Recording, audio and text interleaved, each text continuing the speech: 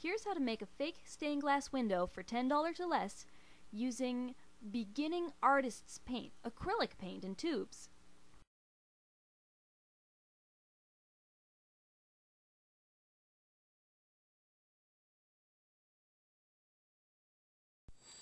So here's what you'll need if you want to paint glass, to make fake stained glass.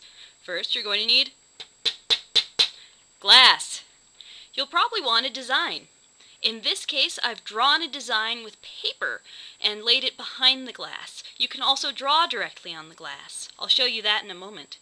You'll definitely need black paint and the primary colors, blue, yellow, and red. And a brush, sponge, or maybe your fingers, whatever you want to apply the paint to the glass. Optionally, you might have some extra brushes and white paint.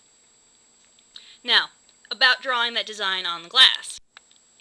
Here are lines on glass drawn by a dry erase marker, an Expo marker in this case, a Crayola crayon, and a pencil. You can see the pencil is the faintest of them all. If you want a design that'll wash away easily, don't use the crayon. To practice painting with these acrylic paints, if you've never used them before, get some plastic. I'm using an old plastic bag.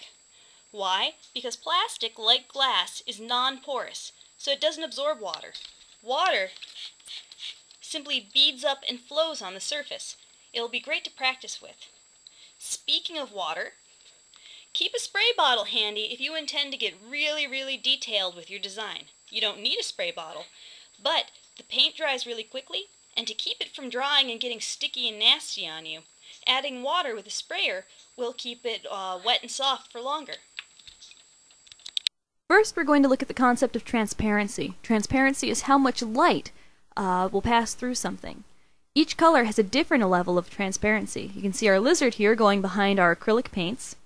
We get the most from red, the middle from yellow, green, and blue, if you're using phthalo green, that is, and the least from white.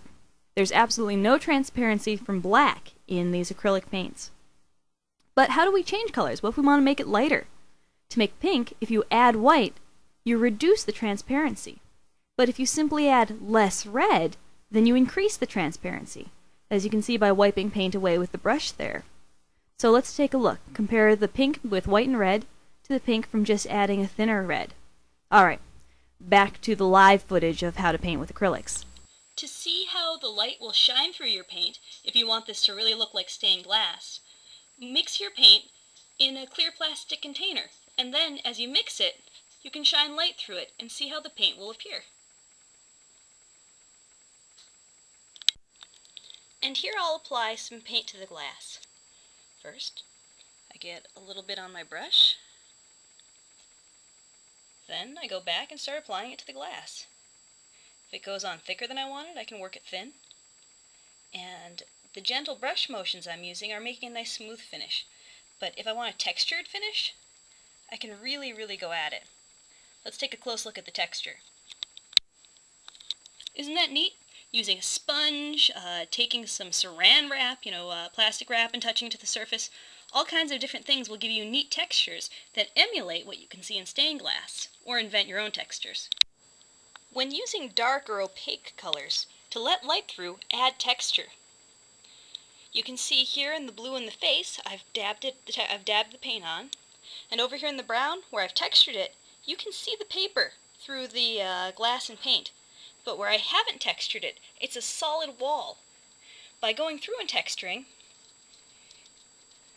I leave groups of pigment, little piles of brown color, to give the illusion it's a solid piece of brown that we're looking at. But I let enough light through to make it look transparent. Let's take a close look at that. See, you can actually visualize the lines under the paint by adding texture.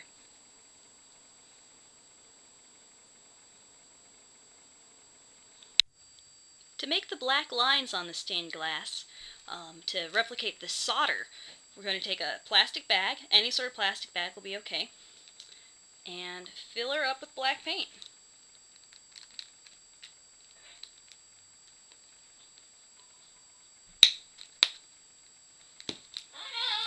Then close the bag,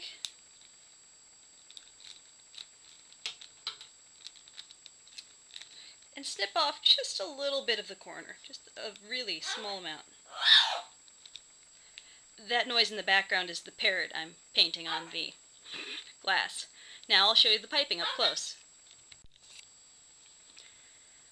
Piping paint onto glass is a lot like piping frosting onto a cake. It's the same thing.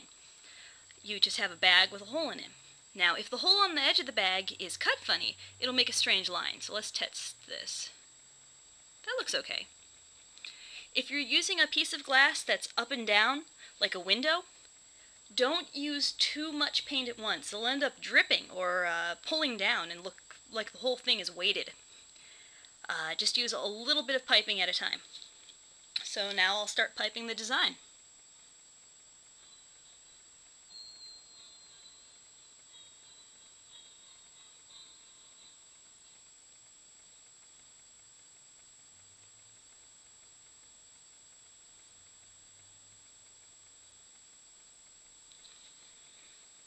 And if it doesn't come out perfect, don't worry about it.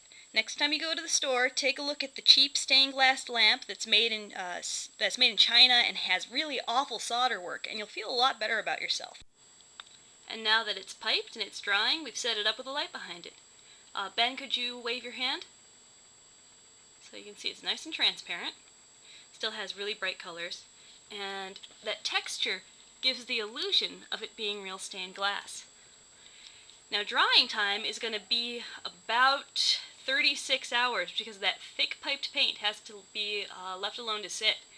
And hitting it with a hairdryer won't help, it'll just shrink it and warp it weird as it dries. I'll finish this up with a still detail photo of this.